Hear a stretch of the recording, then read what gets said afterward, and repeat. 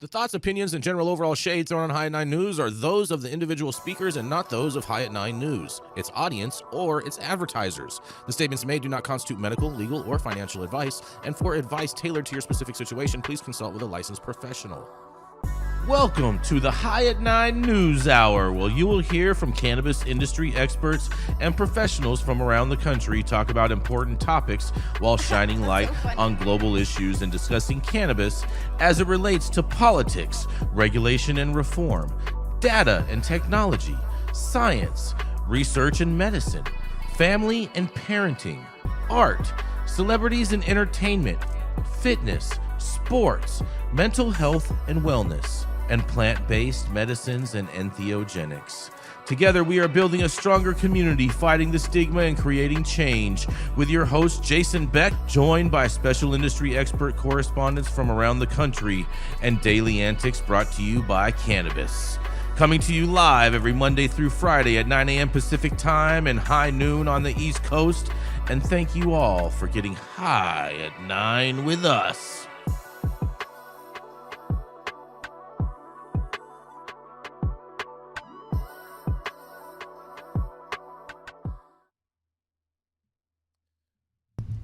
Yes. Good morning, everybody. That's right. It is Tuesday, October 14th, and today is National Real Sugar Day.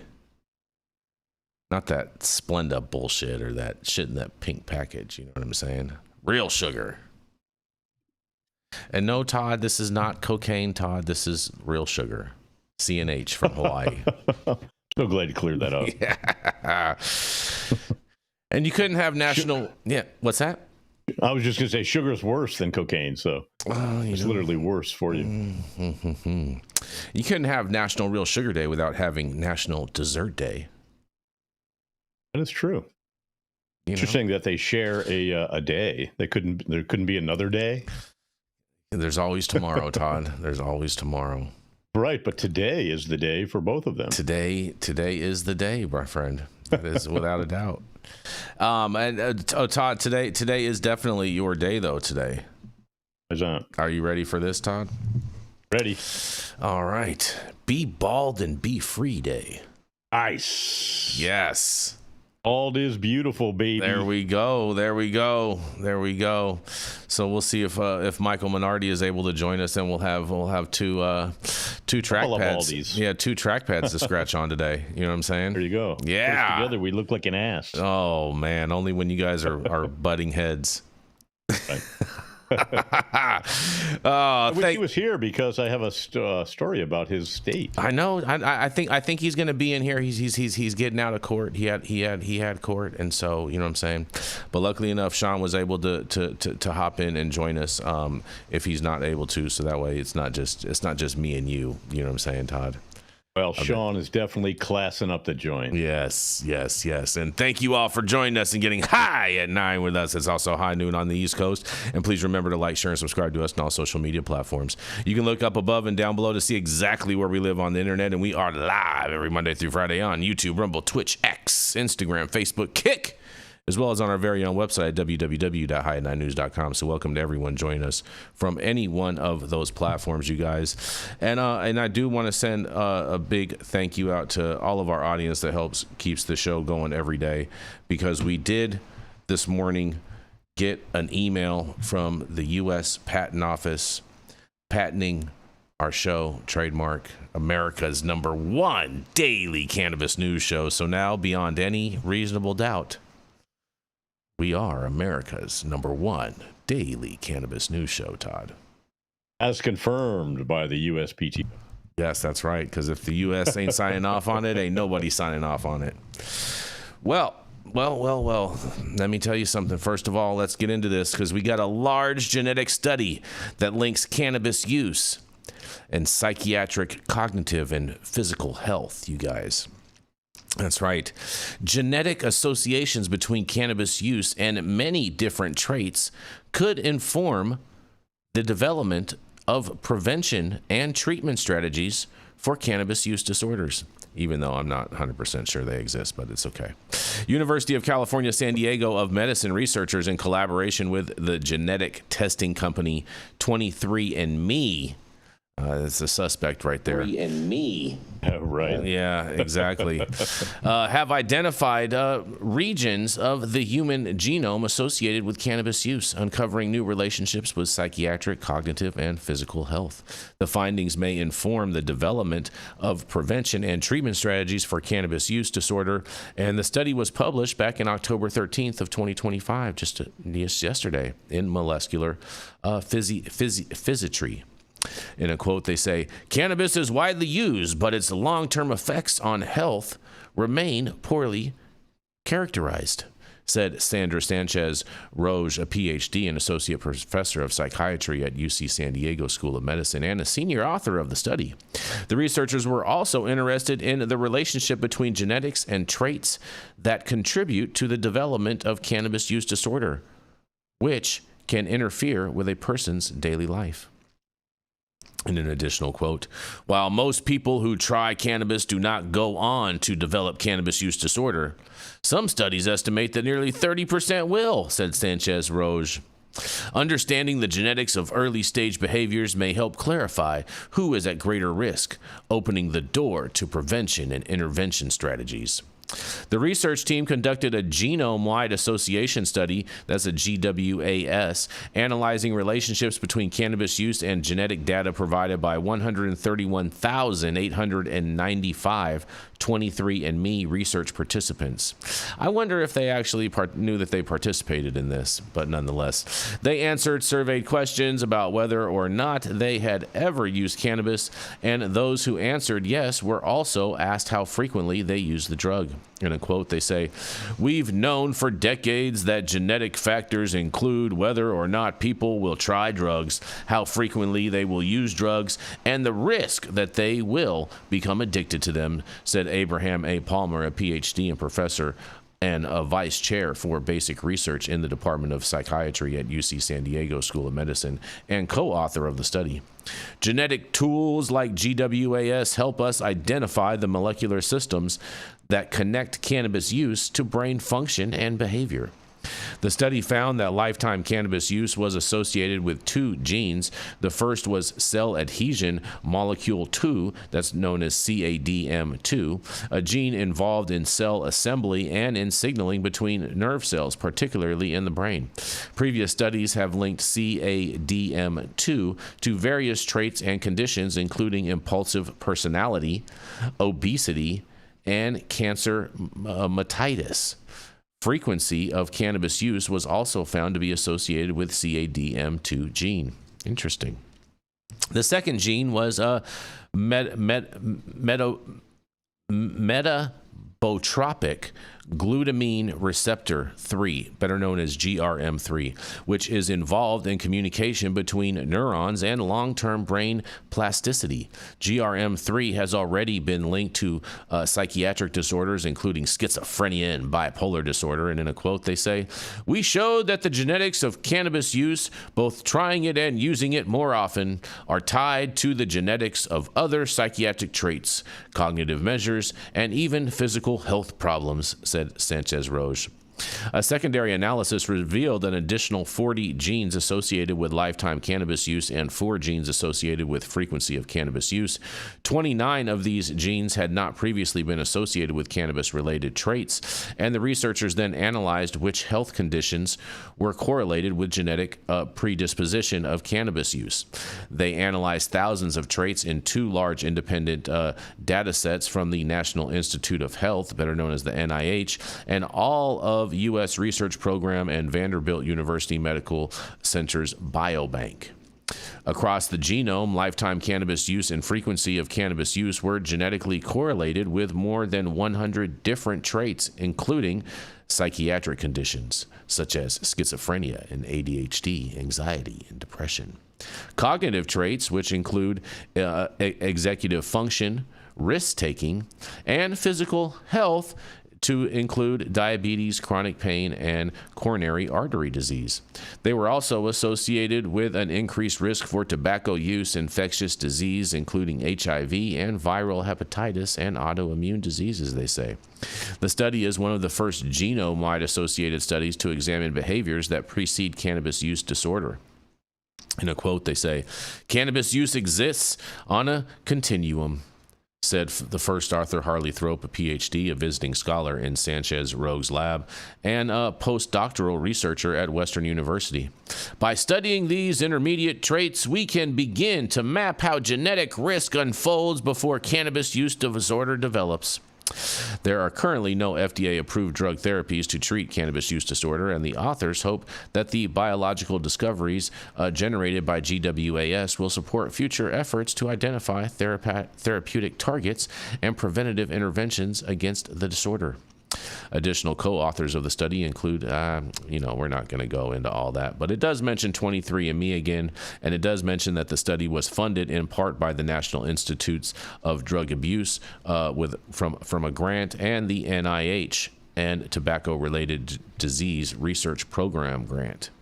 So the 23andMe research participants provided informed consent and volunteered to participate in the research online under a protocol approved by the Association for the Accreditation of Human Research Protection Programs Incorporated, better known as AAHRPP, accredited SALIS IRB. Well. I don't know. And once you bring 23andMe in it, I already question it. You know what I mean? But this sounds like a little bit of propaganda to me. They're trying to correlate cannabis use with all these other things. And, just because these other things happen and people happen to use cannabis doesn't mean that cannabis is the cause. So I'm not buying a lot of it, but I can't wait to hear what you guys have to say. Yeah, no, I agree with you. Because somebody gets in a car accident, like, oh, they tested positive for cannabis, and they're not testing for opioids or any kind of other antidepressants or anything like that. Mm-hmm. Yeah, I agree with you. It's human error, simple. These things don't always it's not. It was funny that they mentioned all of the autoimmune and other conditions. And I was like, yeah, no shit, Sherlock. They're using cannabis to treat their conditions. Exactly. What? So the causation correlation argument comes up, but they've got this one. It feels like they were mixing stories. I can appreciate that they found more genetic markers. I've worked with companies that have done cannabis epigenetic testing for cannabis, your likelihood of maybe having a negative experience with it. I can't completely validate, but they did study and they did do work and they looked at your genetics. I agree with you, Jason. It's the 23andMe. So now we all know that all of your data, guys, is basically being sold to whoever wants to use it for a research study. And that can be a good thing or a bad thing. I love how they said it was with everyone's consent. That's you mean when you check the box when you bought your 23andMe years ago? Exactly. Yeah. Don't lie. Yeah. This is just nonsensical. I think you're going to find a correlation, of course, because some of these ultimately the cannabis use disorder, I think you'll find a correlation between addictive behavioral patterns, which are, yes, the substance can influence, but cannabis really doesn't. And that's really more psychological behavior. And then escapism. But for most people who are consuming, especially those with autoimmune and other genetic conditions where they're using it for treatment, I think what you're finding is if they are experiencing symptoms of CHS or overconsumption, it's because it's precisely that. You can have too much vitamin, you can have too much vitamin E, you can have too much zinc, you can overload your system. You can do the same with cannabinoids. And then for those with PTSD and others, they've already found that you have more brain receptors. When you have PTSD, you have more cannabinoid receptors, CB1 receptors and CB2 receptors open.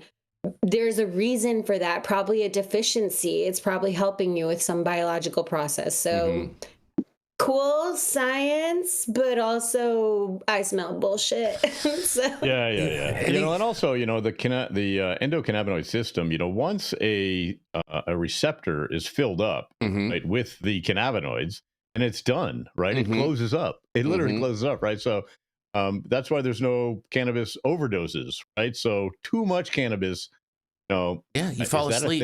You take a nap. You fall asleep. That's it. The side effect is sleep. That's exactly right. You may. It's not your eyes bleeding or your.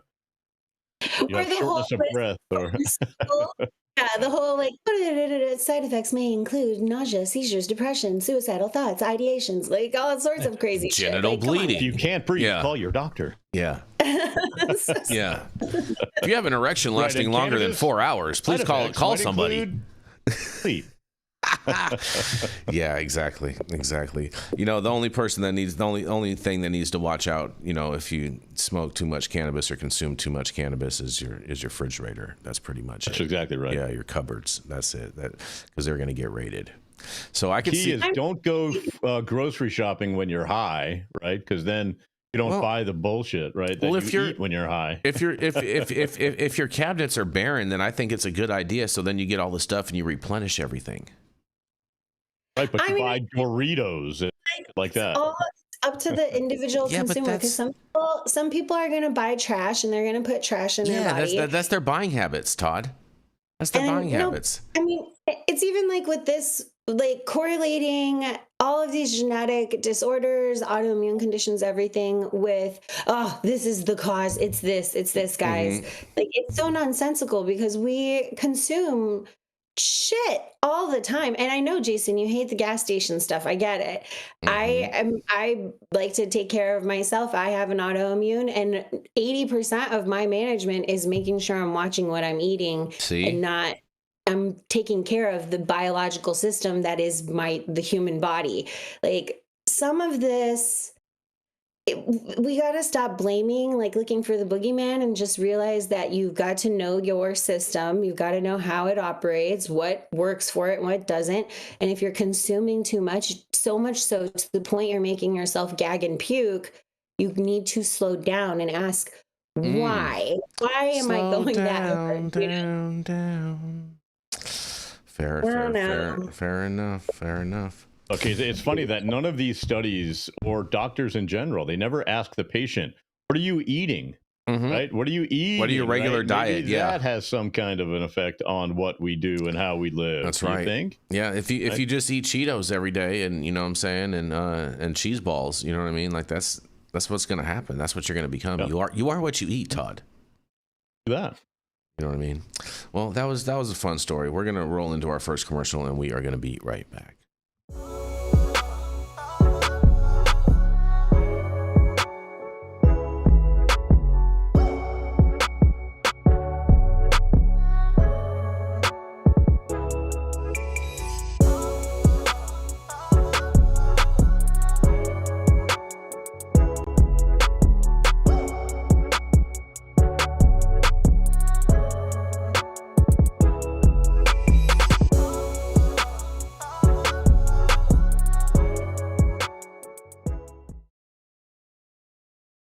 Oh, and we are back, you guys. We are back. Well, we're going to go to D.C. for a second because the District of Columbia is D.C.'s new weed economy sustainable, you guys? I wonder. As the stigma around marijuana continues to dissolve, D.C. has opened its doors to the burgeoning cannabis market. Within the last year, burgeoning. Sorry, thank you, Todd. With the last year, over 50 new dispensaries have opened in the neighborhoods across all 8 wards. However, both newcomers and veterans of the industry are wondering how sustainable the cannabis business is moving forward. For over a decade, there were 2 categories of weed stores in D.C. The first were categorized as medical marijuana dispensaries, where customers needed a recommendation from a doctor or a medical marijuana card to purchase products. Gifting shops were second. They were allowed to exist under Initiative 71, and a ballot measure in the 2014 elections that allowed people to consume, grow, and give away pot, but not sell it. To meet that criteria, gifting shops sold Bennigan items like a sticker or a pen while giving customers a free weed product along with the transaction. In 2025, the Alcoholic Beverage and Cannabis Administration, better known as the ABCA, moved in to close this loophole, giving gifting shops until March 31st to convert to the medical space or cease operations. Brittany Okafor is the owner of No Kids Allowed in Capitol Hill. A former teacher with D.C. Public Schools, Okafor, says her introduction to the business side of marijuana began when she worked one summer at a friend's gifting shop. After some words of encouragement, she decided to open up a shop of her own. And after maybe, like 2 conversations, I made up my mind. And with God, and I was like, okay, this is what I gotta do, says Okafor.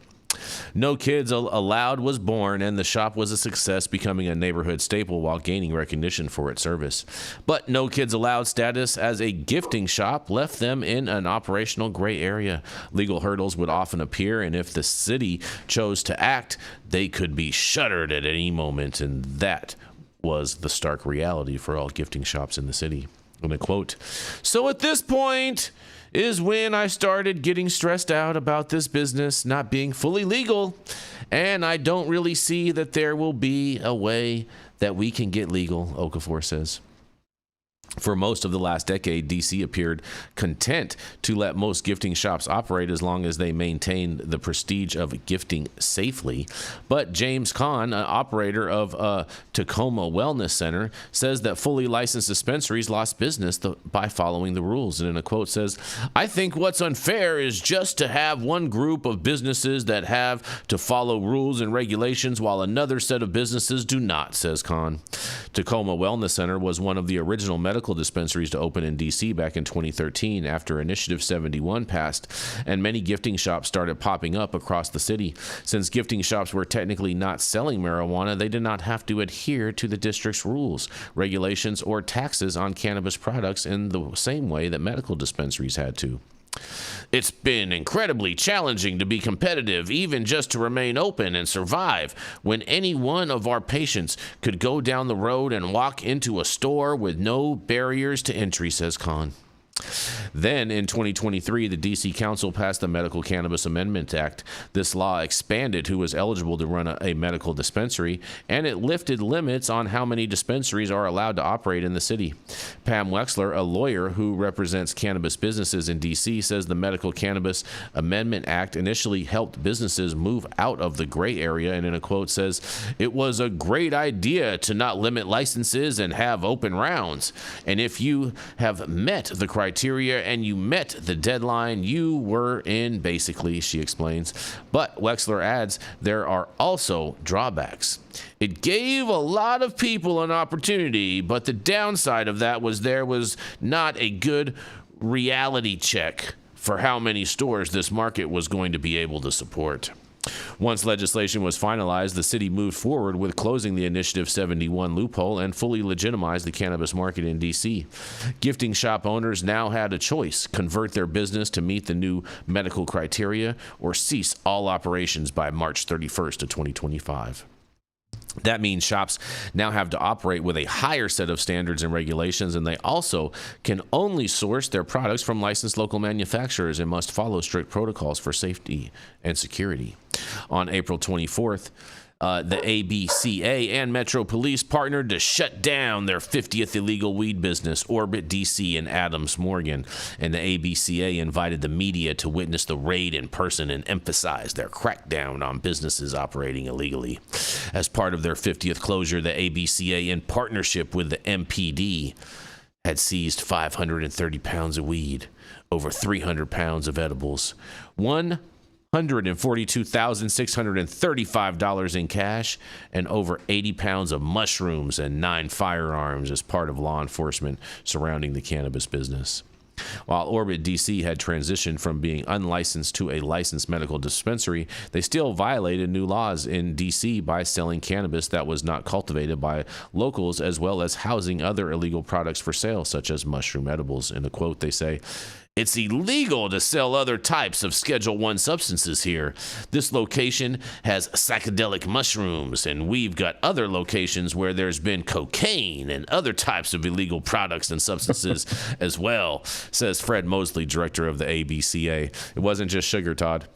But the ABCA says that the point of enforcement isn't to enforce people out of business. It's so that they can enforce the new standard of business that sells marijuana. In a quote, "The goal here is to have a legal medical cannabis market," explains Mosley. "It's on a level playing field, also taking into account public health, and I would note that for the month of March, we've had the highest medical cannabis retail sales in the history of the program." And while sales to start off this new era of cannabis in D.C. may be high, there are many concerns about the market's sustainability. Brittany Okafor was able to convert No Kids Allowed from a gifting shop to an officially licensed medical cannabis dispensary. Though the worry of legal troubles is now behind her, she faces new challenges within the legal market. "We do have a lot of different products, but they're often sourced from the same vendors. So in nature, the products can still be very similar and customers can see that," says Okafor.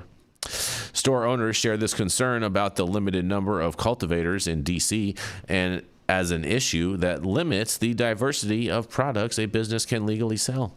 With 60 plus dispensaries now open in the city, a majority of them opening within the last year, there are only 14 manufacturers or cultivators in D.C., and that business can purchase their product from, and owners worry the lack of variety can affect business.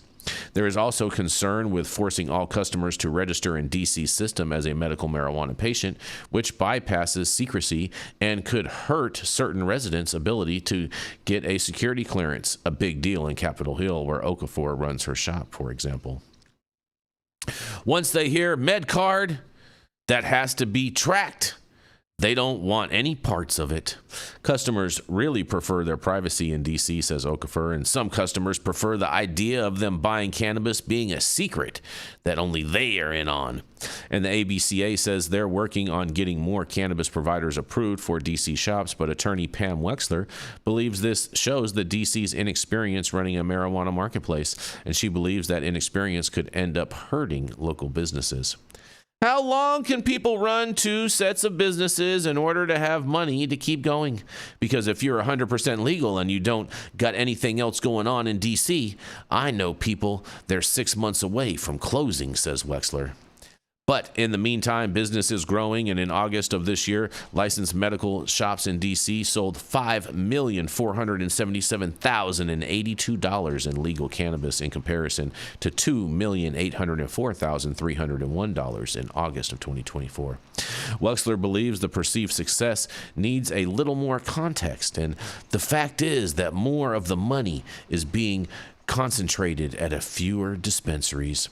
But despite the present challenges, participants on all sides of the industry remain optimistic, and in a quote says, "We know how much customers benefit from safe, tested, regulated cannabis products, and that need isn't going anywhere, and so that market makes us optimistic about the future," said James Kahn of the Tacoma Wellness Center. For Okafor, she's excited about the progress of the industry, but feels as though there's still work to do. "I think DC can pat itself on the back right now because they have opened up the pathway for people to obtain their licenses. But I think that we've got to be a little harder on ourselves if we're really have dreams of making this market equitable, because right now it does just feel like a dream." Well. I'll tell you what, I'll feel like a dream is when I saw the picture of your store. I was like, I feel like that is marketing to kids, because in her store is a whole bunch of colored pencils on the wall, and it looks very childlike to me. And I just wonder how long that's going to last, but I can't wait to hear what you guys have to say about this. Well, you know, stoners are artsy people, so maybe they like to draw. Yeah, but these it was like a tongue-in-cheek kind of thing. I agree. It's like having it on the table on the restaurant. I mean, it looked very. I mean, and the fact that she's a former teacher, it looked very elementary schoolish when I saw the picture of the dispensary. Well, your kids have to do something while you're buying your weed, right? I don't think they're allowed to walk inside, Todd. I think that's all about like your marketing approach. You're right. Probably her history as a teacher, and then it looking a little bit like school, not a good call. I would have done something a little more edified and created a space that's truly not for kids. Like make it a nice place to be where you can be an adult. All that aside, because that's just personal preference and taste. DC and this whole medical thing. I'm just curious, what are the fees? Because if they have tried to create the opportunity for operators to participate, which it sounds like they're doing it, they did, then you have, at some point, we as operators have to decide when we're gonna, like, when are we gonna work with the state or the city and or not. And I know some cowboys are out there, you know, cannabis cowboys out there that are like, we'll always find a loophole or whatever, but I don't know. It doesn't I think sound. the question is really, when is the state going to work with us operators? No, Well, that's really the question. How bad are the licensing fees in DC? Because if it's really not that bad, I do understand though, they are kind of hurting their supply. You can't, every state, I understand why you want to have only local grow, only local cultivation. I get the incentive and the idea behind it. But realistically, depending on your supply and demand, it's better to just open your market. You got to try to find smart ways. Well, you know, to local guys, but no, I don't know a single state that can open all by itself without the California backlog, and that's why it ends up in the illicit. First of all, books, you know. First of all, Shaun, I think it's important to acknowledge that DC is not a state, nor should it ever become a state. States and cities. I said states and cities. District. Why should it not be a state? Why should it not be? There's tons of reason. Because it's the District of Columbia, and it's technically a federal territory. It should not be a state. Todd, I can go into this all day, but we're not going to get caught up in all of these antics. Canada should be the 51st. Canada should be the 51st state, and apparently the UK is the UK is going to be the 52nd state. I understand why DC is like, it's the headquarters office for all of the states. Exactly. So if it became a state, it would make itself a vote, and that's dangerous. Exactly. When it holds federal power. Yep. So I get that. But great point, Shaun. Go on. So yeah, and the reality is that it's a small city. You know what I mean? I mean, even the smallest state of Rhode Island, like DC, is even smaller than that. You know what I mean? And so I don't think they have a lot of infrastructure in place to be able to inhabit a large market. You know, and so this is when interstate trade would definitely be needed for a market like this, especially if these retailers are complaining about diversity of products and whatnot, and quality. Like, yeah, I mean, open a market, you don't always have your grow you don't get the best grow right after you open. Even if you're really good at it, you still got to work through the problems. Like, you still got to get it going. You know, that's to some degree. To some degree, first good one. To some degree, I mean, I'd say the first harvest is the first good one. Well, any harvest is a good one. Plants are usually thriving more. You get more volume. You get better buds. You get better, happier. Yeah, happy plants. Because you fix all the problems. Yeah, everybody. Heating, the lights, the water, the nutrients. You work on a few fixers or whatnot for your grow, and you know what I'm saying. The other thing you have to wonder is, why is DC so committed to this medical model, especially with the federal agencies? Like, yeah, you're gonna have a bunch of people who should keep their secret clearances, because cannabis isn't really going to fuck you up and make you give away national secrets. Well, I'm confused. Well, it's because not the way alcohol does. Well, I think it's because all of the all the China weed, all the China grows, Shaun. It probably has something to do with it. Yeah. Talking about. No, but in reality, I was confused by that part because they allow you in DC to self-certify as a patient. And so if you're just going to self-certify as a patient in DC, I don't understand how you're going on to some type of registry unless they're registering all the sales and tracking it with your ID, which could be a possibility of how they're doing it. But I was confused by that part of the story. Hey, you get your own medical card, so you can go buy it, right? Once you have a card. Yeah, but you don't need a card. You can self-certify. Attached to your driver's license. You don't have to have a medical card though, Todd. You can self-certify at any of these dispensaries. Right, but you can self-certify, but you get some sort of ID, or they take your ID to put you on this. They put you in their in their POS.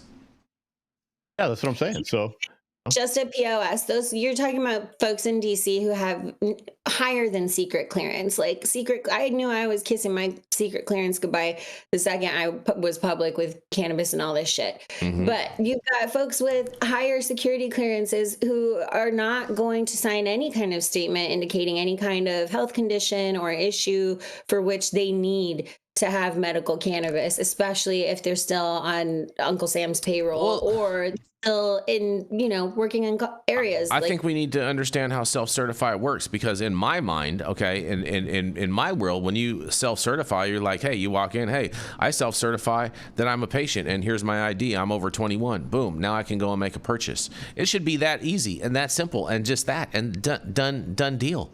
There shouldn't be any records, any of that. You know what I mean? They don't have metric there. Well, that's why I have to ask, why the insistence on the framing of it as medical? Why not just open DC market and make all these people regular? That's not going to happen. That's not going to happen because DC doesn't have a city council in that sense, in that type of a regard. And DC's basically their city council is basically the House of Representatives, and they're never going to get a vote passed in the House of Representatives to allow for adult use. Well, I guess that would depend. Didn't we see? Is this a headline that we're doing? But there's a headline coming up about some legislators are already talking about we need to create a federal policy to be the example for state policy. I don't think that headline is in today's show, but I did see that headline this morning. Yeah, we should. I don't know. So that's self-certification, Jay. You can get a medical card, but you don't have to. If you don't get a card, you are on a registry. If you don't, but aren't you on a card? Aren't you on a registry if you get a card? Either way, but you can get a physical card if you want one. So you're on a list no matter what. People who work for the government don't like being on lists. You know what? They know better than that. This is the thing. If you're high enough in the government, you're going to have like a friend or a dummy that you could send in on your behalf that doesn't have anything going on for him that you just help out. Consumers aren't that, most guys are mid-tier. They're not high level, have a buddy pull a string kind of level. I'm not saying a buddy pull a string. I'm saying have a buddy to go in and shop for you that doesn't have anything else going on. There's plenty of people out there that don't have anything going on out there. That's what our top security guys should be doing. That's what I would do. In and outside, asking an adult, hey, can you get me a six-pack? Can you go buy me? Go buy this for me. I can't go in myself. But I'll buy you something too. What? Yeah, then you have a medical program works. I mean, I would do that. I wouldn't have a problem with doing that at all. No, Jason, because now you have a question of integrity and that's not a question of integrity. That's following the rules. They're going to ask other questions. That's totally not following the rules. If the patient who buys it gives it to you, it's legal to gift out there, Todd. It's legal to gift. It's not like he's giving it to a minor. Well, why is it illegal at all in DC when everybody wants it everywhere? Because top security guys, I mean, these guys are. If they're going to smoke pot, they're already smoking pot, right? They're not going to just, I can go to the dispensary. Now I'm going to try marijuana. Are you kidding? No, plus they don't. They live in Maryland. Come on. It's DC Nova, Maryland. Come on. Yeah, well, forget about Virginia too. Where Youngkin says no pot in Virginia. I feel bad for them. Well, you guys, this was a fun little story to cover, but I have one other interesting story for you guys today. And I guess Michael Minardi's not here, but this was going to be Michael's story today.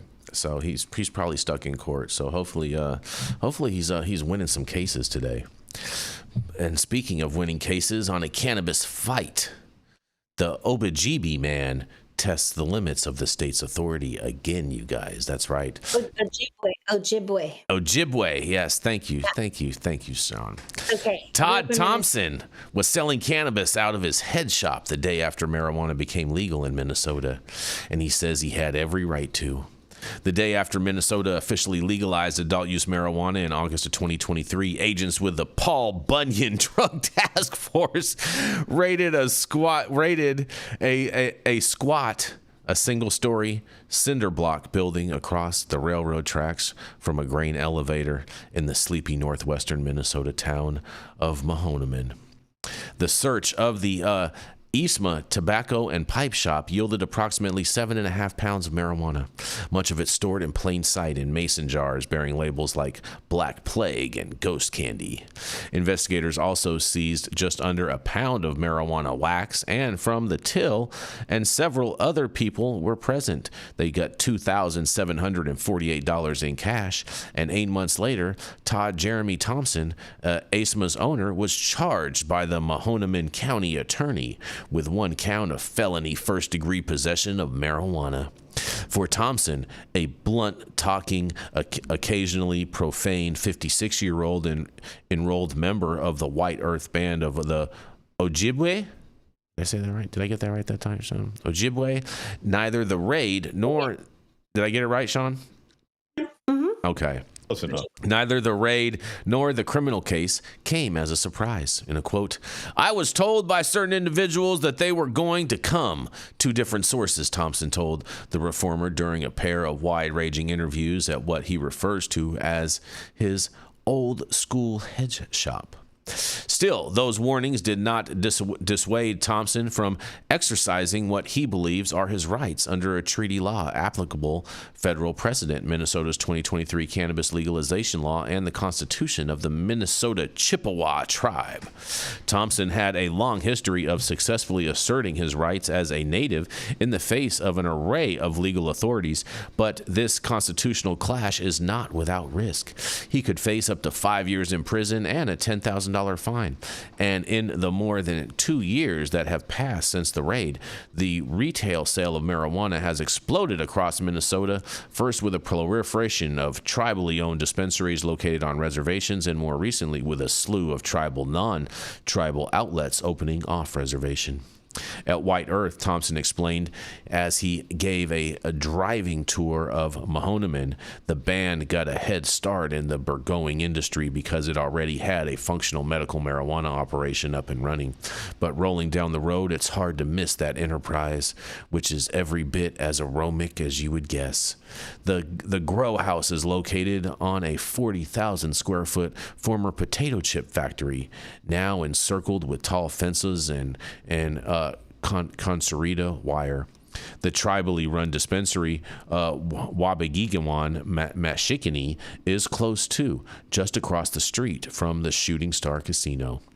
As his court case drags on, Thompson has continued to operate a SEMA, where products on display include bulk tobacco, incense, posters, and a wide array of paraphernalia, glassware, vapes, stash containers, cheap cigars, wraps, vape juice, scales, and the like. Competition from the tribal dispensary has cut into his glassware sales, said Thompson, but he's still making enough to pay his bills, he said, adding ruefully that he probably won't be in the market for a new truck anytime soon. In seeking dismissal for the felony charge, Thompson's defense has hinged largely on a jurisdictional claim. Under the 1953 law called Public Law 280, the U.S. Congress granted policing authority on Indian reservations to state law enforcement in 6 states, including Minnesota. But broadly speaking, that authority does not extend to what are referred to as civil regulatory matters. So when Minnesota legalized marijuana, the argument goes the regulation of cannabis on reservations fell outside the purview of state courts. Thompson's defense also pointed to language of the 2023 state law that legalized adult use marijuana in Minnesota, and that law explicitly acknowledged the sovereign right of the Minnesota tribal governments to regulate the cannabis industry and address other matters of cannabis regulation on reservations. But nonetheless, in March, District Court Judge Seamus Duffy rejected Thompson's motion to dismiss, and in his ruling, Duffy allowed that it was a close call, but pointed out that Minnesota's cannabis law still contains criminal provisions, including limits on allowable quantities and a prohibition on products such as marijuana wax. Duffy was less sympathetic to a second argument that possession and sale of cannabis by Thompson and other band members in a reserved right under the 1855 treaty, noting that the treaty is silent on the subject and that cannabis use among the Ojibwe is a relatively modern phenomenon, the judge wrote. In a quote, Thompson has not shown that marijuana was envisioned with any of the reserved rights at the time of the treaty. The legal setback proved fleeting, and in a highly unusual move, the Minnesota Court of Appeals agreed to take up Thompson's appeal prior to the conclusion of the district court case. The grant of this interlocutory appeal typically signals a court's view that the case raises a significant legal question, and oral arguments are scheduled for November 4th, you guys. Wow, this guy's a fighter, man. This guy's a champion. I think this guy should win this case overall, because I don't think that they have jurisdiction to go after him, because it sounds to me as though that his store was on tribal grounds, and therefore it should be the tribe's responsibility to regulate him. And I find it a little interesting that the judge said, "Oh, you know what? You couldn't prove that the tribe was using marijuana then, so therefore it doesn't include that." I find kind of a little BS, because everybody knows Indians have been smoking peace pipes since the beginning. So I'm not buying any of that malarkey, but I can't wait to hear what you guys have to say about it. I agree. I think he's got full right to do his thing, to sell his whatever he wants to sell, and deal with the tribal regulators, not the local regulators who think they are in charge of everything. Yeah, right. Yeah, this is... a judge violating a treaty with the indigenous people of the Americas? What? No, that never happens. Come on. Yep. I hope they win. Judge was handing them fire water during the trial. Right. I'm so... I hope they have a good lawyer. This is frustrating, because I was a little bit disappointed to see that passage of the law in 1953. No, 1855. You talking about 1855? No, the Public Law 280. Okay, got it. Then you get to have your own police on your reservation, which sucks. But I think more than that, like, what's frustrating is the casinos and cannabis are basically just let the tribes have it, because that's how you repay for all the land stolen. Like, then it feeds the tribe, it feeds like anyone who's doing well in the tribal community always usually gives back to the community. And I know from some of the reservations up in New York who are in cannabis that they are really leaning on this vertical for the tribe, and leave it alone, Minnesota. Like, I love it's weird being split between the two, because between Texas and Minnie, because mine are indigenous to Texas, and it was my Viking blood up in Minnesota. So it's so frustrating to see the same issues kind of reverberating from history, and we're still not able to figure this out. And as far as taking any kind of plant, mushroom or cannabis or anything, any plant from the earth from any tribe member, is a big fucking no for me. So, like, no, leave it alone, mind your business. Fair enough. The problem is the old white guys don't want the red man to thrive. That's really what it's all about. I don't know. Why else would there be any kind of litigation on this? They can go sell cigarettes, okay. Oh, sell gambling, okay. Sell alcohol, okay. Well, Todd, you got to realize. Go sell weed. Wait, we're not making any money on that weed. Todd, you got to also realize, too, is that, a lot of law enforcement like to go for easy bust, and this seems like an easy bust. You know what I mean? It's going to safe bust. They're going to go in there. They're going to seize a bunch of stuff. You know what I mean? They're going to keep all the money. They're going to keep all of this. Pick on the minority. And they don't have to worry about, that he's not a violent offender. So, you know what I'm saying? There's not a high, everyone's going to be able to go home to their families and da-da-da-da-da. And so, Well, that's the DOJ. His dad was like a firefighter. Like, as you read through the story, his dad was like a firefighter. Like, they serve their community. This is insane. I agree. I like this guy. I hope ultimately he's successful, and we are fighting right along with you. And on that, we're going to roll into our next commercial, and we are going to be right back. Every legend has a humble beginning. In world news, leaders are gathering today for the annual summit. I want to tell you something, Che. The government is watching us through the television. Oh, John. Look, right there. They're trying to hack into my TV box. We're still not able to hack into the TV box, sir. Ha! But they can't. I've rebuilt the entire electronic system, and it sends and receives signals through quantum phase space. They'll never get in. Engage target. In other news, local authorities are investigating a series of strange atmospheric phenomena reported by residents. Ma'am, we're with the federal government. We need to ask you some questions. John? Is there a problem? We've been trying to penetrate your TV box for over 6 months. I told you they were trying to watch us through the TV, but you didn't believe me. We can't get in, and to be frank, we have no idea what you've created. Yeah, that's the point. It's called privacy. You know what the Fourth Amendment guarantees? All we know is that we can't get inside. We want to know if you can create one for us. QUX. Even the government wants one.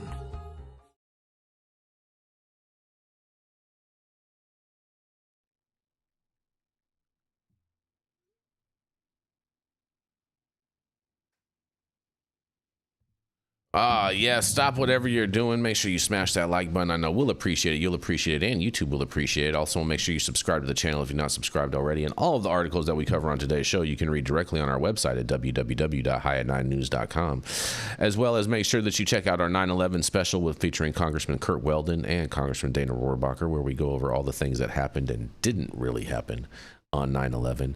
And also too, cannabis related, non-cannabis related, if you are looking for a federal pardon, I have assembled a top-notch fleet of legal lawyers and scholars to help be able to secure your presidential pardon. So make sure that you reach out to me if you or someone you know is interested in a presidential pardon. Let's go, Brick. Introducing QUX Pay, or simply the Pay app. Where you can pay like it's nobody's business. Because it isn't. It's what everyone's been clamoring for. It's finally here. Secure every payment. Your data stays private. QUX will never sell your data for profit, period. Pay friends, family, contacts instantly. No hidden fees. No limits. Spend on the move. With this patented technology, you can use debit, credit, bank transfers, cash cards, and even crypto completely offline. Amounts transferred through the Pay app reach their destination instantly. Transfers in a flash. As quick as sending a text.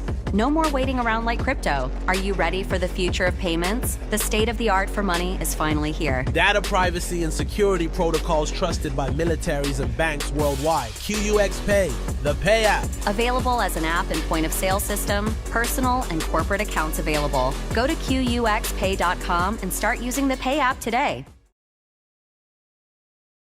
Treaty. Yeah, splash around in California. Well, we're going to keep this thing rolling. We're going to roll right in to Mr. Todd Denkin. Todd has been a C-level executive in the cannabis and hemp industry since 2009. He successfully launched 2 publicly traded companies back in 2009. Phototron Holdings.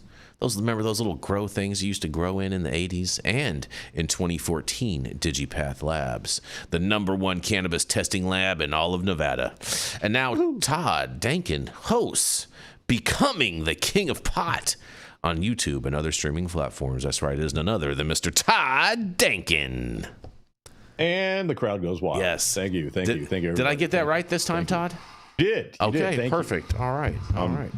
No, it's, the 40th time is the charm. Hey, bro, practice makes perfect, Todd. Exactly.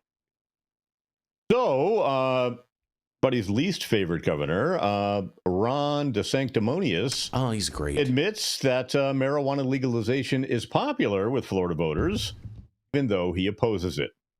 That's right. Florida Governor Ron DeSantis admitted that a marijuana legalization ballot initiative he opposed last year was very popular with voters. He maintained that his intervention to defeat it was morally right. And that was his choice to prevent the sale of dangerous stuff in the state. Speaking at a Pennsylvania Family Institute event, DeSantis discussed his administration's efforts to swayed voters from approving both the cannabis measure and a reproductive rights initiative in November of 2024. Although both initiatives garnered majority support, they failed to reach Florida's 60% threshold required for constitutional amendments. It just claimed that the marijuana proposal, Amendment 3, would not only have legalized cannabis, but also made it a constitutional right to possess and smoke it, including in public. Yeah. While providing a lot of benefits to a specific company, seemingly referring to TrueLeave, the largest financier of the Smart and Safe Florida campaign. He remarked, quote, somehow, I'll do it like Jason, somehow, you got people that are going to spend a lot of money to basically make us California through the back door. These initiatives and these amendments. Marijuana people, $150 million on this. Abortion people, $130 million. Oh, we had to contend with $280 million of spending on very misleading language. And let's just be honest, they were pushing issues in which probably more people agreed with them than agreed with me or agreed with us. Marijuana was somewhat popular. I didn't do it to be popular. I did it because it was the right thing to do. Now we're having to navigate all of this stuff. Oh, that was By raising funds to oppose cannabis measure, DeSantis stated that governors do not officially have a role in these amendments, except vetoing them. He attributed the initiative's approval by the state Supreme Court and involvement of special interest parties to be a, quote, mistake. I only want my special interests when I'm talking about things that I like. What he said. He didn't say that. He emphasized his moral obligation, saying, quote, I mean, most people that get elected in my positions like mine, all their advisors stay away from this. There's nothing for you to gain by getting involved in this. All you're going to do is alienate supporters. That may be true, but that also wouldn't be the right thing to do. It wouldn't be morally right. Wouldn't be the morally right thing to do. Problem is, his morals are not my morals. Right? That's the whole problem. In terms of the marijuana, I mean, you can't function as a state if you smell marijuana everywhere. These kids are doing it, and this isn't the marijuana they had in Woodstock. This is really, really dangerous stuff. So it would have been terrible for Florida. Highlighted his administration's success in defeating both initiatives. We dug in. We barnstormed the state. We made the case for the people of Florida, and we were the first state to just not defeat abortion, also marijuana. Look at us. And did it in the same election year against $280 million. Cannabis reform enjoys majority support in Florida, according to multiple polls, even though the adult use legalization ballot initiative last year fell short of the 60% threshold. Opposition also came from the Florida Police Chiefs Association and Florida's Sheriff's Association. Say Florida hopes the revised version will succeed in 2026. Campaign, which received significant funding from cannabis industry stakeholders like TrueLeave, the last election cycle has incorporated changes in the new version to address previous criticisms. For example, now explicitly prohibits smoking and vaping of marijuana in any public place. Requires legislative approval for rules regarding, quote, regulation of the time, place, and manner of public consumption of marijuana. So it sounds like you want to tell us what, where, and when we can smoke. Sounds like a dictatorship to me. What do I know? I'm Todd Denkin with High at Night News. And what do you guys think of America's favorite governor? Oh, man. Haldor 420 says, Todd, it sounds like you inhaled helium. I was doing my best Jason Beck quoting somebody. I saw that. That was cute. That was cute. I mean, he talks like that. He kind a little bit. That was cute though, Todd. I'm not, you know what I'm saying. I'm not entirely mad at that. You know what I'm saying. But I'm glad to see that he finally admits that it's very popular with voters. I mean, he's that, to me, that's a part of the evolutional process of a politician, is to see that he's like, hey, he acknowledges that it is popular. You know what I'm saying?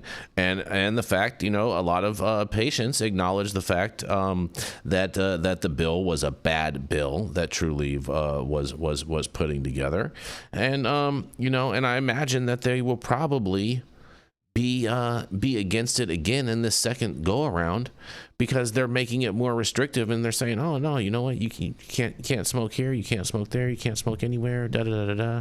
So where are you supposed to smoke this kind of stuff? And and all the advocates are going to be like, not only can you not smoke anywhere, but there's still no home grow and da da da da. And yes, we all know that it's a single subject thing, but again, if Trulieve wants to get this passed, they need to fund 2 separate initiatives at the same time, one for home grow and one for adult use legalization, to show that they're actually serious about the end patient and consumer, if they hope to have the advocates' support on this type of an issue. But we will see at the same time too, Todd, if there is as much pushback from governmental organizations or non-connected governmental organizations that would be against this, seeing as how that they have put that inclusion in there that you can't just smoke anywhere, because they basically take that argument off the table for Governor DeSantis now. The regulation of the time, place, and manner public consumption. But who's going to enforce that, Todd? Who's going to enforce that realistically? Who's going to enforce that? Well, apparently the other opposition, which is the Florida Police Chiefs Association and the Florida Sheriff's Association, I bet they will oppose it and they will enforce it. Oh, I'm sure that they will oppose it, but at the same time, it's not realistic for them to they can't be everywhere at the same time, all at the same time. It's just not reality. Well, of course they can't be everywhere, but they can be some places, and they could set precedents, and they could scare the shit out of people who don't want to spend the night in jail. Yeah.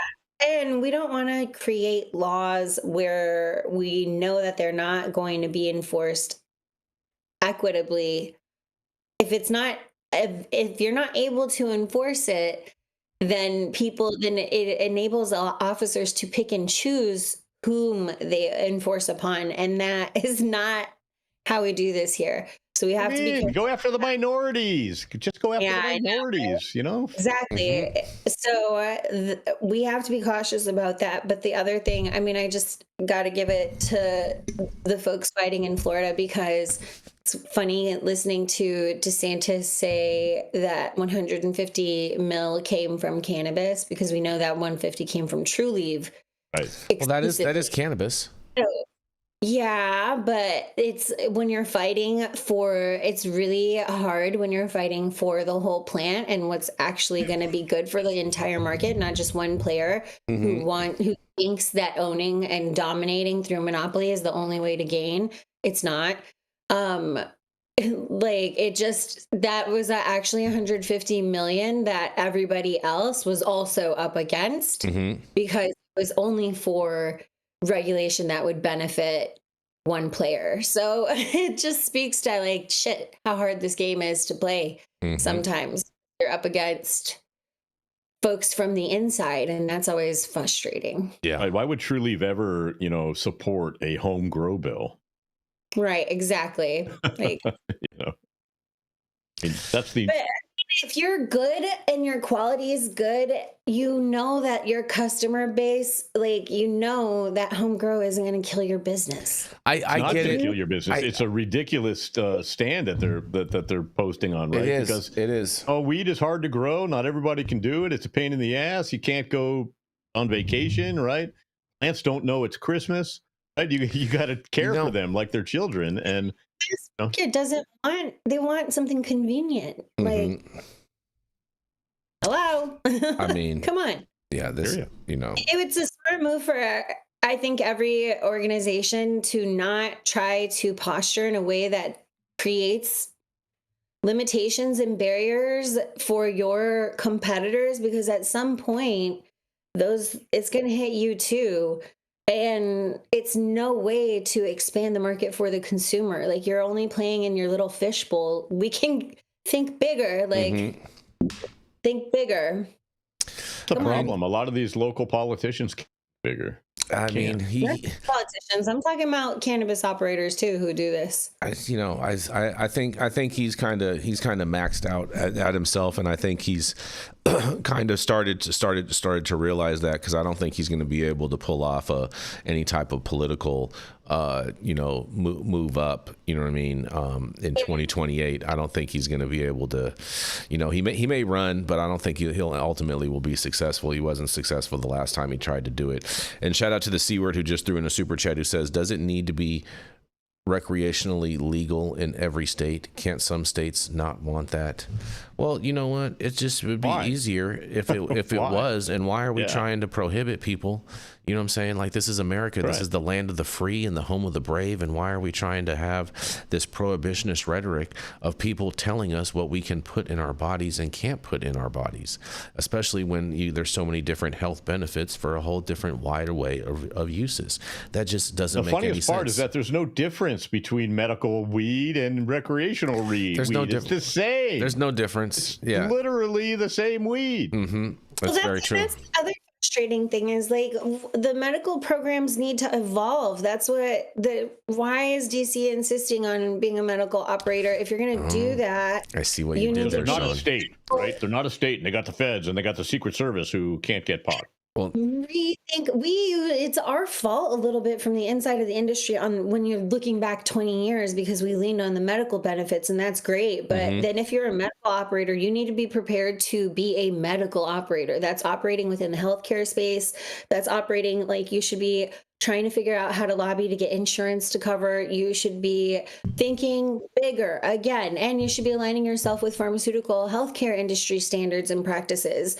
Like, we need to grow up here. Medical cannabis could actually be something, and we need to evolve that space, and then let the adult use, hemp, cannabis, whatever, be open, regulated, of course, for safety, product safety, and consumer awareness.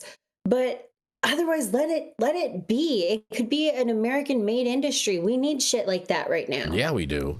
It's all medical. It's all no matter part what of, you're smoking it for. It's all medical. This is all falls in line with the whole MAHA movement. This should be all, you know what I'm saying, part of that whole thing. And you know what I mean? And I feel that Governor DeSantis, just with this acknowledgement, he is becoming more weed for the people day by day. And we're going to see how he evolves on this overall. And I'm really glad that you covered this story today, Todd, because I think Florida's going to pass next year. You think it's going to pass?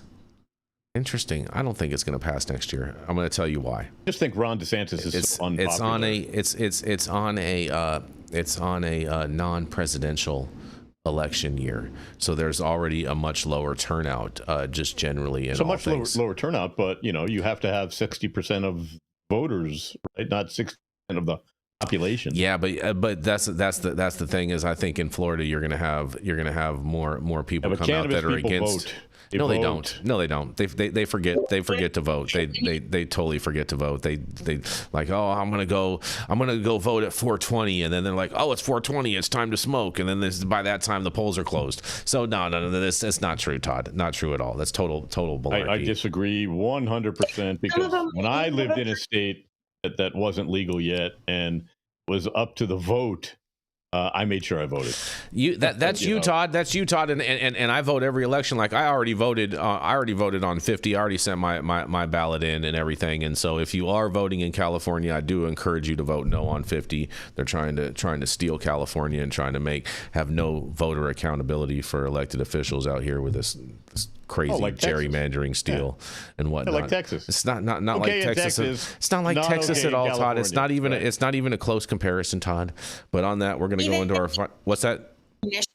Well, even on I was just saying, Jason, to your point earlier, even on that voter initiative for Florida, I think Jason's right, though, Todd. You could have the cannabis advocates show up. It still might not come close to the general public and the number of conservative Republicans who consistently vote, and they will show. Well, not only But that, I do wonder, Todd or Shaun. I'm just saying, people don't show up. Yeah, but Shaun, saying that the cannabis community will show up. The cannabis community doesn't even support this amendment in the first place, though, Todd. That's my point, is if there's no home grow, they're not going to support it. So you're not going to get that vote. All over the country and there's, where can you home grow besides California? There's lots of places you can have home grow at besides California. Tons of places, bro. There's tons of states, okay? Tons of states have home grow. Okay. Off the top of my head, that I know that there's 12. At least off the top of my head, but that's not the point. The point is that you can't because Todd, the other thing is, once you sign bad laws, you can't undo them. Like once you sign once it's done with Uncle Sam, that's it. They're onto the next issue. Exactly. They're onto the next issue. I wouldn't blame them for not passing it. I wouldn't blame them for not passing it. And then we'll see what happens. I agree with you, Jason. I think DeSantis is not a darling anymore. I don't think he's relevant. So exactly. Ripping off everybody and the white boots that he wears. Oh man, these shoes are made for walking. I just ordered the summertime strawberry salad when added steak on top here at Anna's. Make sure you do the same thing too next time you're in downtown Long Beach. Come on down and check out Anna's joint on the 400 block of Pine Street. They have amazing selection of beers, foods, and when you come down here to Anna's, you can even challenge me to a game of shuffleboard if you want to lose.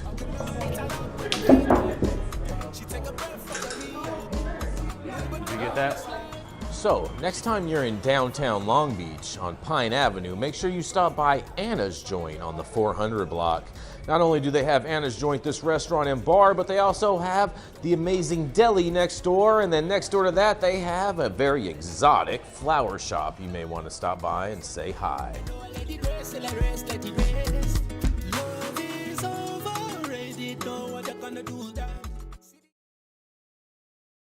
I don't know, but we are back, and we are going to roll right into Miss Shaun Salvaje. She's a mom.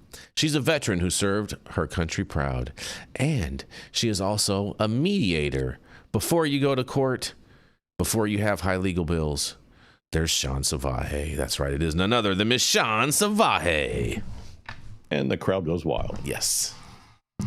Thank you, Jason. My story today comes from MJ Biz Daily. It's about New York and their medical market. So we're going to continue that conversation. I see what you did there. Yeah. So it's brought Chris Roberts. It's brought to you by Chris Roberts. How New York is keeping cannabis medical after legalization. By law, New York's $2 billion cannabis market is famously equity first. In practical terms, that meant giving justice-impacted individuals and community service nonprofits first crack at retail opportunities and keeping that commitment despite near constant challenges. But legal cannabis in New York is also health forward, and that's putting itself with a unique position. Along with Equity Chief, the State Office of Cannabis Management now has a Chief Health Officer. This gives Dr. June Chin, who is an osteopathic physician, and she was named to the post in July after serving on a state advisory board, a task that's proven difficult in other markets after adult use legalization, which is keeping cannabis medical. But that's far from her only directive. Dr. Chin explained to MJ Biz Daily during a recent interview, she would say her role is more to oversee health, safety, research, protecting patients, and most importantly, public health. She said, we think, there's a physician in this role. That must mean medical cannabis. Ooh, I love how she's clarifying here. They forget that there's public health and research and safety and lab testing in an all-encompassing state-regulated program. I dig it. New York Cannabis has a chief medical officer. In Chin's view, that means youth education about cannabis benefits and risks. It means emergency room personnel aware of what cannabis overuse looks like, pediatricians able to give meaningful and relevant counsel to a teenager instead of panicking and just calling poison control, and everyone else recognizing safe storage. It also means giving physicians useful and updated information for when their patients who may not be certified medical marijuana patients walk into a room, and they can ask what cannabis products they pick up at adult use stores or what they can do for them, kind of like an OTC recommendation. So Dr. Chin says she wants to make sure the conversation doesn't end there. When states move forward from a medical market to adult use, it increases access, but it also increases desire for therapeutic action. Hello, nutraceutical market. This is why I'm so big on we got to protect that. That means having ready and trusted answers to difficult questions. Now that it's legalized, folks are more comfortable giving or having an open conversation. Dr. Chin added, there's still stigma, but there's more support for education, safety, and guidance. Towards that mission, Chin will moderate an upcoming gathering of cannabis clinicians, scientists, and researchers next month. Co-hosted by Northwell Health, the largest hospital and healthcare network in New York, the second annual Medical Cannabis Symposium aims to educate healthcare providers on including cannabis in practice, which is great because we want to start to see cannabis medicine applications in regular, because docs go for continuing education. They have these conferences where they get continued credits. And it would be really good to start to see cannabis in some of these more mainstream spaces, not just cannabis-focused cannabis industry spaces. So I think this is good news. It's a 2-day event beginning on November 6th. It's on Long Island, and they'll have a free course for clinicians so they can start offering New York medical cannabis certifications. They want to maintain a focus on cannabis's origin as medicine, the central message in pre-legalization markets, and a video extolling CBD's benefits for seniors, recently amplified by President Donald Trump. Jason, look, there you go. Has proven tricky. They're trying to figure this out. What's been difficult in other markets is and you will hear me say this often, there's a fratricide between hemp, medical, and the adult use market cannabis. And we all need to come together. There's a bigger piece. There's a bigger picture here. And it sounds like New York is kind of figuring it out. I'm glad that they have this medical officer. Let's see what actually happens, but hopeful. And, I'm more about walk instead of talk, but we'll see what happens. Medical cannabis, cautiously optimistic. Medical cannabis patient enrollments typically plummet as soon as adults 21 and older have access to cannabis stores. It doesn't help that federal cannabis law remains stuck on Schedule 1 of the Controlled Substance Act. That status quo stymies research opportunities and effectively slams the door on offering plant-based pharmaceutical drugs or cannabis-based therapies through mainstream health insurance-backed providers. Yes, I love that we're thinking like this. New York remains one of a handful of markets that requires medical dispensaries to have a licensed pharmacist on site. Lawmakers appear committed to preserving the state's MMJ system. I think they should evaluate that and maybe pull back having a pharmacist on every site. You can have pharmacists supervise and you can have pharmacy techs on site for distribution because it's very expensive having a lot of pharmacists.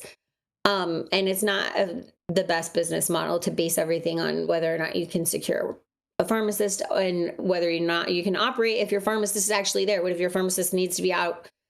So there's a few issues. But Governor Kathy Hochul is expected to sign a bill into law that will modernize the medical program, Chin said. So once signed, New York patients will be able to stay certified for 2 years rather than 1. They will be able to cultivate cannabis at home and enjoy an easier path toward reciprocity. And they can have their New York medical marijuana certification recognized in other states. So, it's nice. It's a nice story. These are nice ideas. They talk about the problems that we have, cannabis and children, public health, et cetera, where we could go. And I love seeing that New York is thinking about this, but we need to make sure that whatever policies that they are coming up with when they're trying to do this, they don't go overboard, because what I've noticed sometimes in the blue states is that they have really good ideas and then they create too many rules and they end up screwing themselves over. This is really great. I love that we're adding education. It's like, seems like the organization is meeting its promises to do what advocates and industry folks promised when they decided to have an adult use market in New York. So I'm happy to see that work finally being done. I'm happy to see them kind of thinking this through and noticing the problems that afflicted other states, and they are probably experiencing it themselves. So they're addressing that, and that's good. But let's just make sure we don't go overboard. Congratulations to Dr. Chin. You've got your work cut out for you, because New York it's already been open to the illicit market, and it's hard to recapture a market once you screw it up the first time. So I'm hopeful that this is at least a progressive step forward, and I'll leave it at that. Good luck. Best wishes. And New York, I don't understand why you're putting a big focus on this. You need to be focusing on cleaning up your market space so that you can actually have a market, because all that you have is the world's largest flea market for cannabis out on your streets every day. And that's just what is out there. Now, I am glad, although, that they are trying to put some type of a focus on medical. But the reality of it, Shaun, is that even when they had a medical only program going on, they didn't allow for flower in any of these shops to sell or anything. It was all based around these certain formulated types of products. And while I do think formulated products are good, but it doesn't offer patients a wide variety of choices to be able to ease their symptoms or help their ailments. And so I just have, I just feel like this is a day late, a dollar short, or maybe even years late and years short. But I don't know, better late than never, but we'll see. I think they should have, I was hoping when it said reciprocity, I was hoping that meant, and I totally took it somewhere else, just ADD brain. I was hoping it meant reciprocity, where they could use MMJ benefits, medical marijuana benefits, at an adult use store, or some kind of reciprocity in that direction. But no, nope. She was talking about with other states. And I was like, well, nobody cares about, who the hell cares about that? All the states have different rules, different programs. And I think that's New York being a big tourist destination. You have a card in another state. You can go buy some weed. If you have a medical card in Florida, and there's lots of snowbirds, what I'm saying, and whatnot, and so and Florida does allow New York residents to obtain Florida recommendations, so you could get your medical card there and then still be able to go and gain access. So I'm not mad at that. I think that makes sense, and it just provides more access for patients. So all that. Nevada did that. It's just not special. It's just so that's normal. You should do that anyway. You should be able I agree with that. Anyway, that's right. I agree, but it's a talking point for her, Miss Chen. Miss Chen, it's a talking part of the point. issue here, though. I'm all for dispensaries selling medical cannabis. Like I said earlier, it's all medical. So the facade that we play that some of it is medical and some of it's recreational is just stupid. But as far as having a pharmacist on site, unless this is a cannabis trained pharmacist, and what good is a pharmacist? That puts such a big burdensome nut to crack on your overhead by having a pharmacist on staff, Todd. I mean, these people, especially if they're just not trained in cannabis, delivery. Not even that, but just the financial aspects. I mean, a pharmacist person, you're talking about $120,000 a year just for that person. Okay. Yeah. And with the high cost of New York rent and everything else of just operating a business in New York, it makes it unrealistic. Another reason not to have one, but the main reason not to have one isn't because they cost a lot of money, because somebody who is a patient who doesn't know anything walks into a store, they do need some education, right? So it's nice, but some random pharmacist who pumps out OxyContin or diarrhea pills is not the guy or the gal for a dispensary. Interesting. Or do you think about they got to figure something else out. Pharmacy tax or some kind. If it's medical operation, I get it, because there's also an element of diversion. But this isn't it. Mm-hmm. Right, but just because someone's a pharmacist doesn't qualify them to be a medical marijuana pharmacist. I agree. I know, but they're trusted because they have a license. They don't want to lose their license to dispense. No, but I think I get it, but it's just dumb. It's just what decisions is this guy making? Well, I think it's going to help the patient. I think it's based out of an arrogant nature, because they're like, hey, they want to make sure that if there's any other medications that this person is taking, that it's not going to cross, have a negative effect, because they understand all those different formulations. Yeah, but if and whatnot, they're not trained in cannabis distribution or in cannabis dosing, they have no business giving advice.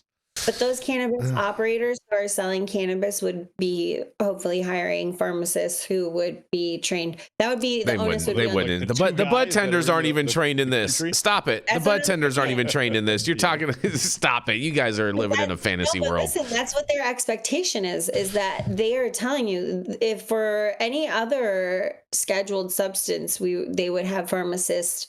They have a set of rules.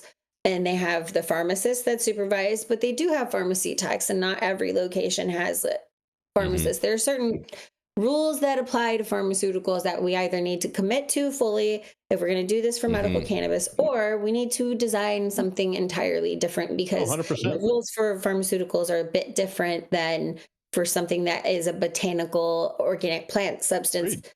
I get why they did it, because they were excited for unique product formulations for more pharmaceutical purposes, but that's in the future. That's not right now. We have to evolve where we are right now first. I believe that until nomenclature of weed is changed, and we don't even call it weed anymore, right? We don't call it green crack, right? It's tough to go to a pharmacy and get a prescription for green crack. Yeah, right? well, that's because green crack doesn't. People don't even grow green crack anymore. Todd, that was a strain name. That wasn't like a slang name.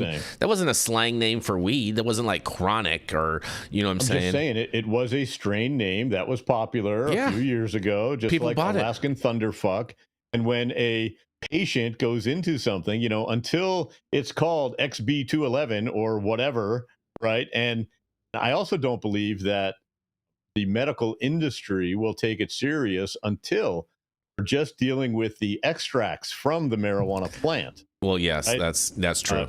Now you can take and dose exact amounts of CBD, exact amounts of THC, exact amounts of CBG, and you can really dose it properly, because better than most, Jason, that just because you liked green crack last time, it might not be the same next time. Depends on who grows it. Depends on who grows it, Todd. It doesn't matter who grows it. Plants are different. Some plants thrive. No. Some plants die. No, it depends on. Just do about halfway. It totally depends on who grows it. Because if you got that right cut and you got that right room, it does. It 100% matters. He grows the best green crack. He loses his water. A light goes out. Something happens. He gets an infestation. A light goes out isn't a big deal if a light goes out. Just so you know, it's not that big of a deal if a light goes out. I get what you're saying. It's not the same green crack, though. I get it. But hold on. I think the issue, though, is we need to accommodate for both things, because we need to accommodate for yes, they're going to be more into the distillates and formulations, especially because we're thinking that they want to just create cannabis only products. No, they want to figure out how can they bring these molecules into their already existing line and make small edits that will perhaps make their product more. But that takes participation from the pharmaceutical industry, and they'll get there.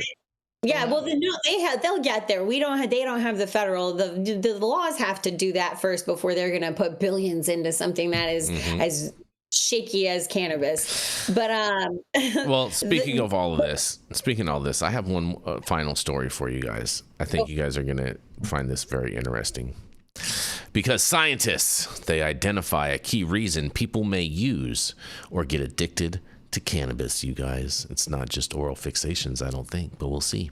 The study builds on growing genetic research into cannabis use as policymakers grapple with the risks and benefits of the drug's soaring popularity.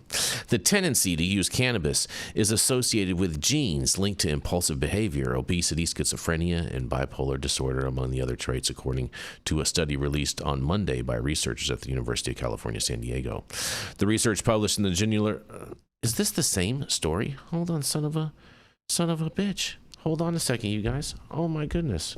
I must have made a mistake. I truly apologize, you guys. Hold on one second. Let me get to the actual story. Boom. Here we go. Because the scientists identify a key reason people use or get addicted to cannabis. Holy shit. I made a major mistake, you guys. This is basically the same story as the other one, but just from a different publication. Who are you, and what have you done with Jason? I'm Jason sorry. Never makes mistakes. I do make. You know what I'm saying? I do acknowledge when I make a mistake, but I was rushing today to get this done because we were short people today, and it looks like I made a big boo boo today, you guys. So I apologize. It's all good. It's 12:30. Yeah. We're at time. We are at time. And so if you want to see what we're talking about, make sure that you watch our second story of the day, because it was pretty much the same story, just by a different publication. And so I apologize. But you can read both of the stories today on our website at www.highat9news.com. I do apologize for that, you guys. It will not happen again. That's my bad. But man, oh man, I'm so sorry about that. I feel so bad. Oh, we have a young audience. Yeah, don't feel bad. Everyone take your extra 10 minutes and go outside and touch grass. Smoke good idea. Or smoke some grass. And thank you all for joining us and getting high at 9 with us every Monday through Friday at 9 a.m. Pacific and high noon on the East Coast. And big shout out to our audience and supporters for tuning in daily and listening to the insanity that is the developing cannabis industry. Huge thank you to Catalyst Cannabis for helping us keep the lights on over here. And thank you to our correspondents for being absolutely amazing. Thank you to Cannabis Sativa L for giving us a reason to do this every day. And Cloud Media partners Elias and Kai are somewhere in the metaverse. And thank you all for tuning in and getting high at 9 with us. We are America's #1 daily cannabis news show. Trademarked. Yeah.